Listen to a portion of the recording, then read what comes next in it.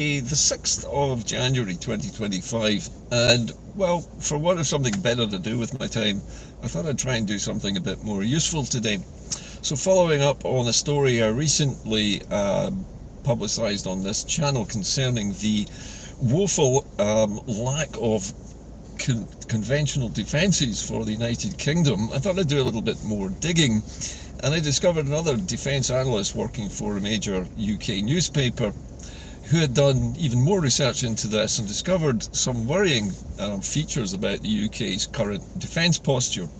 Now, considering all the things which have been going on in Ukraine recently, forgive me, just reset the angle a little bit, the Russians now are openly bragging about the missile they have, which is basically an intercontinental ballistic missile, a long-range missile, incidentally, but one which is not armed with nuclear weapons at all, but is actually armed with a conventional warhead.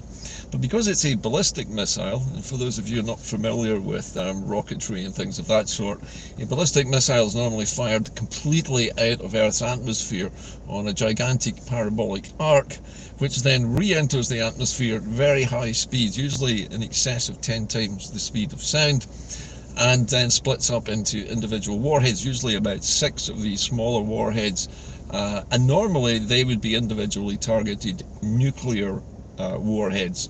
But since Vladimir Putin is now threatening to use this type of non-nuclear weapon, potentially in Ukraine and maybe other places, the United Kingdom is uniquely undefended against such a possible threat because, for one thing, a non-nuclear ballistic missile attack on a NATO country does not meet the criteria for what's known as Article 5 of NATO, which is the nuclear response to a nuclear attack, because it's not a nuclear attack. And the United Kingdom, it's been revealed in this defence analysis, is uniquely under-defended against aerial threats which are not nuclear. In other words, if Russia were to launch a nuclear first strike at the United Kingdom and potentially trying to obliterate all of it, there would be perhaps just enough time for our one nuclear submarine in the Atlantic somewhere to fire a salvo of 16 missiles in retaliation, aimed mostly at Moscow, ensuring mutually assured destruction, or MAD as it's sometimes known. However, that wouldn't happen in this case, and if Putin is ever to make good on his threats to use non-nuclear intercontinental long-range ballistic missiles, then the United Kingdom is basically a sitting duck, because in order to shoot these things down you need another high altitude missile interceptor which can shoot this missile down outside of the Earth's atmosphere before it re-enters the atmosphere and before it splits up into its individual 6 warheads. And because of that, the United Kingdom is struggling. It doesn't have a conventional air defence system in the way that you might think we have. We do, as somebody rightly pointed out, have multiple squadrons of modern fighters all across the United Kingdom, based in places like Lookers, and these take the form of Typhoon interceptors. These are supersonic Mach 2 interceptor fighter aircraft which are capable of bringing down Russian bombers and other, shall we say, lower flying threats such as cruise missiles. But unfortunately, we don't have a Patriot defense system like the Americans have, which is capable of shooting down ballistic missiles coming in from space at hypersonic speeds. And because of that, a non-nuclear strike against somewhere like Coalport or Faslane could take out our entire nuclear base without a nuclear strike, and there would be nothing that the UK could really do about it, because we just simply don't have an anti-ballistic missile system up to the job. Now, it's further been revealed also in this analysis that the United Kingdom's budget, its defence budget, only about 1.6% of it is actually earmarked for conventional weaponry. In other words, things like bombs, missiles, bullets and things of that kind which are non-nuclear. And that leaves the entire defence posture of the UK completely unbalanced in favour of nuclear deterrence only, with a fractional amount of money to be spent on its standing army, which, as I mentioned in a previous episode, has been reduced from its original level of 85,000 troops to somewhere in the region of 60. So the UK is uniquely sensitive and vulnerable to aerial attacks of this type. And these kinds of weapons could be used to knock out all their power stations, which are completely and in fact not even under-defended, they're completely not defended against such threats. We have nuclear power stations such as Hunterston, for example, Torness. These would be tempting targets for somebody like Putin if he wanted to cause a major radiological problem for the whole of the UK, not least of which would be other things like blowing up the Coalport arsenal, which contains nuclear warheads. Now, a conventional warhead detonating in such a place would probably not set off a nuclear explosion, but it would make such weapons unusable and could wreck an entire port, not to mention an entire city if enough of them were fired. So these things are real, and these things are a real threat. So the United Kingdom really is in a bit of a bind. It needs to spend more on its defence, and according to Sir Keir Starmer, he's planning on increasing our defence spend to 2.6% of our gross domestic product, which is a fair amount of money, but most of it seems to be getting spent on nuclear-armed submarines and not on conventional defensive systems. So that was a follow-up on what I reported on earlier this week. Now, the second part of this program, I wanted to discuss a new idea. Now, this is a new idea which, to me, is just a brainwave at the moment, but I thought it might be worth discussing it with you. I've called it the Spartacus Initiative. And those of you who are as ancient as me might remember there was a very famous Hollywood movie about Spartacus, who was originally a slave in the Roman Empire and rose to the ranks of being a very famous gladiator in the arenas of Rome. And there's a famous scene in that movie where Spartacus is wanted by the Romans, and they gather a whole huge mob of slaves and say, which one of you is Spartacus? And one by one they all stand up and say, I'm Spartacus, I'm Spartacus. Now, if you just take that as the inspiration for this idea, one of the problems that Scotland faces at the moment, as far as I can see, is that independent supporters like myself, who are not enamoured, shall we say, too much of the main independence party, the SNP, or for that matter, at the moment, that much enamoured with ALBA. The ISP, yes, but the ISP is, I would say, a much smaller party than the other two, at the moment anyway. But the reason I mention the parties is that it's hard to see John Swinney or his administration coming up with any viable way of achieving independence in the next couple of years, despite the fact that there is obviously a Scottish election in 2026. So I wanted to put this out here to you, an idea which I've been thinking about for a while. Now, it must be obvious to all of you that one of the problems with politicians is that politicians view their jobs as a career. And when you view your job as a career, you want to be in power or an MSP or an MP for as long as possible. Now, unfortunately, that does not square with the goal of achieving independence.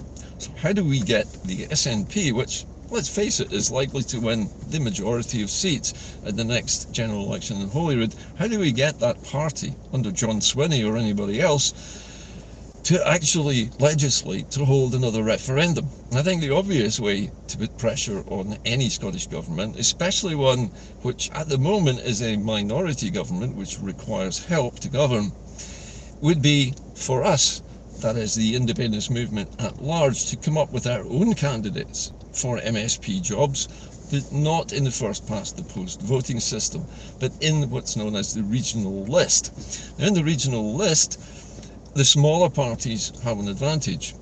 If we were to field, let us say we managed to get 56 Spartacuses who are prepared to stand up and say, I'm going to run as a candidate for independence only, and that is the only reason I'm standing, and if I am elected, and there are enough of us from this Spartacus Initiative elected, we will then only go into a coalition or a support package deal of some sort with the SNP on the condition that the SNP legislates, first of all, to take back all parliamentary powers to Holyrood, and then uses those powers to hold a referendum.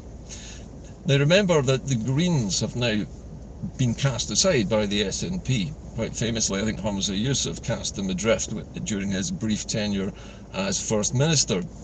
But in doing so, he basically got rid of one of the SNP's key allies in previous administrations, leaving the SNP largely by itself, with only ALBA perhaps, and maybe one or two ISP candidates getting elected on the list to try to balance up this imbalance. If we, as an independence movement, could produce 56 volunteers, now remember there are 56 regional seats up for election in the list. If we can field a candidate in every constituency on the basis that they will, if elected, hold the SNP to an agreement to hold, first of all, a referendum at some point in the very near future, but moreover to take back all parliamentary powers to Holyrood in defiance of Westminster first, and then use that power that they now have to hold an independence referendum. If we can get 56 people to stand up and say they want to stand on that single manifesto pledge, we could probably take seats from a lot of other parties. Now, in suggesting this, I'm very mindful of the fact that a lot of the smaller parties, and I'm talking about the Scottish Socialist Party, I'm also talking about the Independence for Scotland Party and ALBA here, are not going to be too happy about competing against individuals who've come from the movement but who are not members of their parties. However, it's perfectly legitimate for us to do this, although we could come to agreements with parties such as ALBA and the ISP not to stand candidates in places where they're likely to pick up seats. But it's very important that we have a cohort which is large enough to make sure that a minority SNP government, which is probably what we might end up with in 2026, is forced to go into a coalition on the basis that it will take back all these powers and will hold a referendum in a set time frame. The Spartacus Initiative is, at the moment, as I said, just an idea in my head, but I thought I would get it out to you, the viewers, to have a chat about this. I've also intimated this idea to Peter Bell recently in a comment on one of his own posts, that this might be a way we could go. Now, obviously, this needs to be funded. It costs money to put up the fee necessary to stand any candidate in any election, and then there is the cost of running a campaign. But since all of these candidates would be standing on the same manifesto pledge under, let's say, the name the Spartacus Party, or whatever you want to call it, but if they're all standing on that same manifesto, then it only needs one campaign for all of them, and that campaign is independence only, take back full powers to the Scottish Parliament, and then stage that referendum. And that is the entire manifesto. We would need to raise enough money to mount a serious campaign, and I would suggest, based on the successfulness of Donald Trump's campaigning, where he uses almost entirely social media to get his message across and to get himself electable in the American sense of the word, there's no reason why we couldn't do the same. After all, programs like this and many other small podcasts and online shows like this go out to tens of thousands of people every day. And I would hope that this program is still going out to tens of thousands of people every day. In general terms, approximately, and I'm gauging this by both my YouTube feed and also other people who also publish my material, that approximately 5,000 people watch each of these programs all the way through, and that's an approximation, but that's still a large number. And out of that 5,000, I'll bet you there are at least 56 of those viewers who might be prepared to say, yeah, I'm Spartacus, I'll stand up and I will be a candidate. But we need a campaign manager, and we need people to support those candidates. So this requires a structure. And one of the reasons I'm mentioning it now is that it's exactly the sort of thing which Peter Bell's New Scotland Party might be interested in supporting. Since his party, the New Scotland Party, isn't going to stand candidates, he might be amenable to helping us try to set this up, or at least to publicise it through his regular blogs, and also through the regular blogs, radio broadcasts from the likes of Caledon Radio and other outlets on social media. So we have still got the major media weapon of social media to use. And it's really a question of having not just one leader who is easy to pick off or easy to target by the mainstream media, but 56 Spartacuses who are all standing in different places. Maybe it'll be less than that. If we decide that we don't want to stand against ALPA, for example, or ISP in individual constituencies or individual regions, then that could be agreed in advance. But I have this number of pro-independence candidates who are prepared to basically make the SNP hold a referendum if they are a minority government. That really rebalances the entire picture. And this seems to me at least one possible way in which all of us could influence the outcome of the 2026 general election in Scotland, so that first of all we get all of our parliamentary powers back, and we use those powers to hold the independence referendum, which has been denied to us by the United Kingdom, which is basically acting as a colonial master race here and is not allowing us access to democracy. That goes hand in hand with what Salvo is trying to do with the International Court of Justice and the United Nations in establishing our right to self-determination in the first place. But a multi-pronged approach like this could work. It would need to raise a lot of money, several £100s for each candidate, as to actually register as a candidate to fight in this election, and then a major campaign to support all of them with the same manifesto pledge, and to train each and every one of them how to speak in front of cameras and how to get their message across on social media. So there's a lot of things that you would need to do for this to work. But I would like you, my viewers, to contact me and to talk about this on your own social media feeds as well. See what you think of this idea. Is it viable? Is it doable? Could we raise enough money amongst the tens of thousands of independent supporters who are out there who are not party members? And remember, even if you are a party member, you could still support this effort if you wanted to, just as an individual. So that's the idea at the moment for the Spartacus Initiative. But to me, it is the right sort of initiative because it diversifies the leadership. It's not a party. It's a group of individual Spartacuses, if that's the correct collective term, who are all standing on the same manifesto pledge in the regional lists.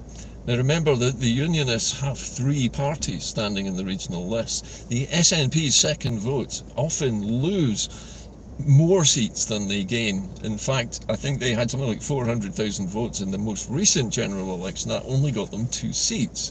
Whereas other parties with a few tens of thousands were picking up list seats. And that's really all we have to do, is get our candidates picking up those few thousand votes each, and we could get ourselves a good big handful of seats, maybe enough to hold the balance of power in a new pro-independence government. Anyway, those are my thoughts for today. Think of that and get back to me and let me know what you think.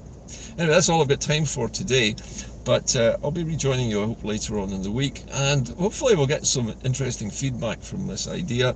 See what you think of it, let me know, and if it's worth pursuing, then we should do it. Anyway, that's it from Inde-Car today. Keep the faith, but remember, where there's a will, there's a way. And where there's 56 Spartacuses, there's 56 ways. I'll see you soon. Bye-bye for now.